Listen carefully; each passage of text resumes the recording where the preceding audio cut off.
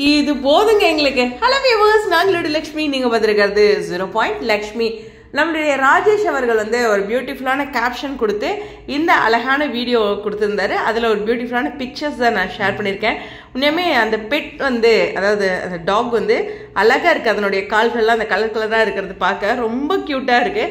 சுவாமியோட கையில் இருக்கும்போது இன்னும் கூடுதலாக க்யூட் ஆகுது. சுவாமியும் இன்னும் கூடுதலாக க்யூட்டாக இருக்காங்க.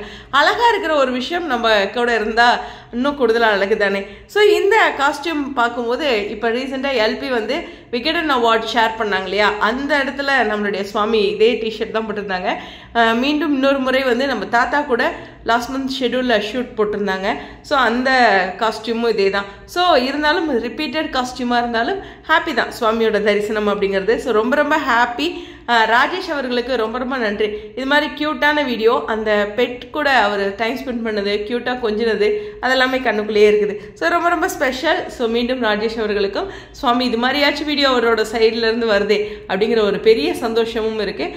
கொஞ்சம் டிலே தான். பிரணவ் ஹாஸ்பிட்டல் கூட்டிகிட்டு போயிருந்தேன். ஃபீவர் கொஞ்சம் அதிகமாக இருந்துச்சு. அங்கே கொஞ்சம் ஒரு இது கவனிச்சாங்க. இப்போ ரெடியூஸ் ஆகிடுச்சு. இருந்தாலும் எனக்கு கொஞ்சம் ஒர்க் இருக்குது. அவனை இன்னும் கொஞ்சம் நல்லா பார்த்துக்கணும். ஒரு புரிதலுக்காக அம்மா, பையன், கணவர்னு எல்லாத்துக்கும், என்னுடைய அம்மா உட்பட எல்லாத்துக்கும் கோல்டு ஃபீவர். கிளைமேட் தான் ரீசன். ஸோ கொஞ்சம் சேஃபாக இருந்துங்க. ஓகேவா? புரிதலுக்கு ஸ்டேடியம்.